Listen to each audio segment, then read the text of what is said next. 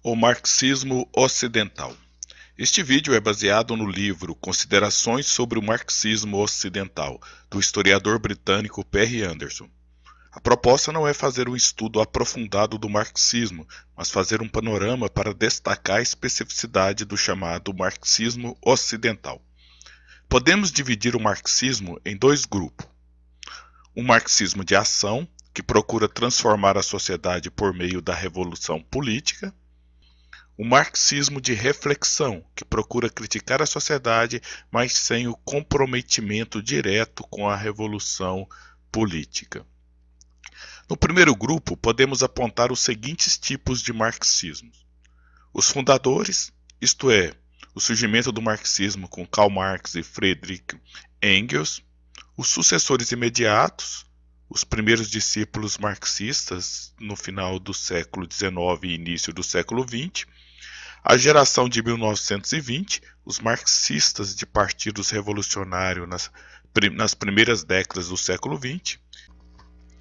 O marxismo soviético, o tipo de marxismo que se desenvolveu na União Soviética, principalmente durante o período stalinista.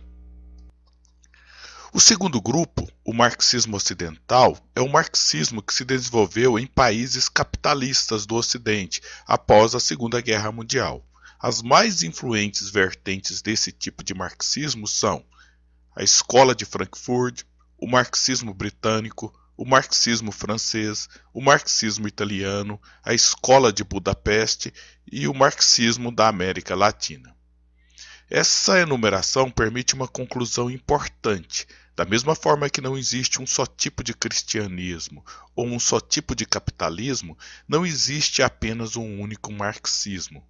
Marxismo, assim como todas as ideologias que se espraiaram na história, tem que ser concebido no plural. Os fundadores.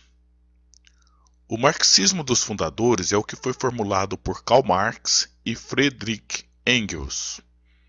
O marxismo foi resultado de uma das mais bem-sucedidas parcerias da história, fruto da amizade entre o alemão de ascendência judaica Karl Marx e o filho de um rico industrial inglês, Friedrich Engels. Marx e Engels formaram uma dupla dinâmica. Marx era um homem das ideias criativas e da energia sonhadora. Engels era o homem do dinheiro e do apoio logístico. Juntos, criaram um arcabouço filosófico que mudou a cara do mundo. Os dois enfrentaram inúmeros desafios. Foram perseguidos pela polícia, viveram exilados em Londres, passaram por privações econômicas, mas escreveram uma imensa quantidade de textos e participaram ativamente dos movimentos dos trabalhadores de sua época.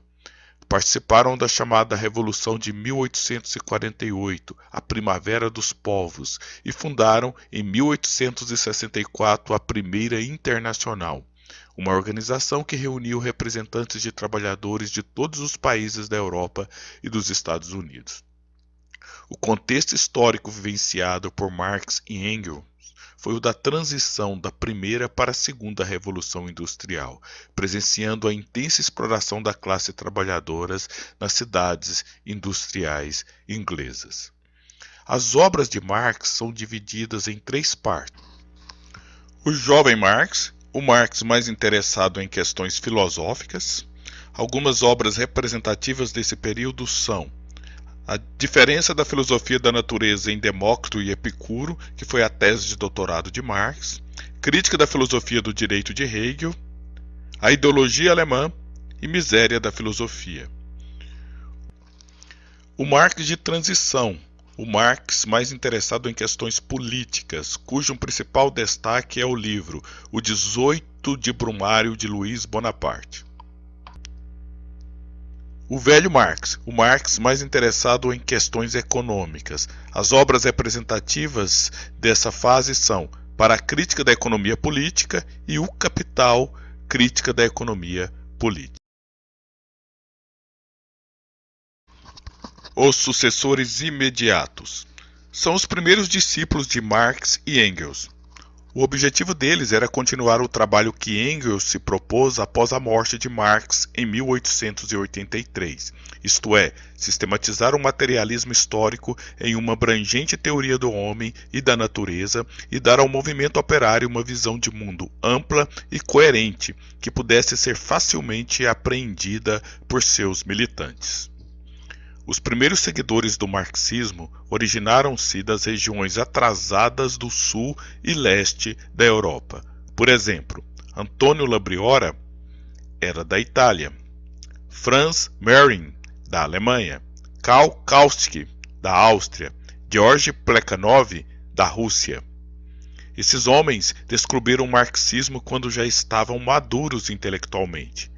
Como Marx e Engels, também participaram ativamente dos movimentos sociais e dos partidos políticos de sua época. Foram esses homens que criaram, em 1891, juntamente com Engels, a Segunda Internacional Socialista, que durou até o ano de 1916.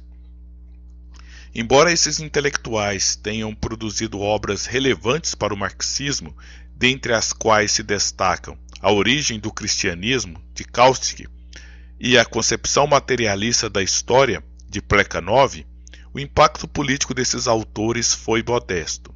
Nenhuma conquista importante ocorreu para o movimento comunista nesse período. Nesse caso, a culpa para o discreto impacto do marxismo foi do contexto histórico. Entre o final do século XIX até o início da Primeira Guerra Mundial, a Europa viveu uma época de paz, estabilidade política, crescimento econômico e inovação tecnológica que ficou conhecida como Belle Époque. O marxismo é uma teoria para momentos de crise, para épocas em que se procura um novo modelo de organização social. Uma sociedade que acreditava que estava vivendo numa bela época é uma sociedade que estava muito satisfeita com suas instituições e não pretendia mudá-las. Mas tudo isso iria ser alterado com as turbulências que viriam com a Primeira Guerra Mundial. Muito obrigado. Desculpa aí qualquer coisa.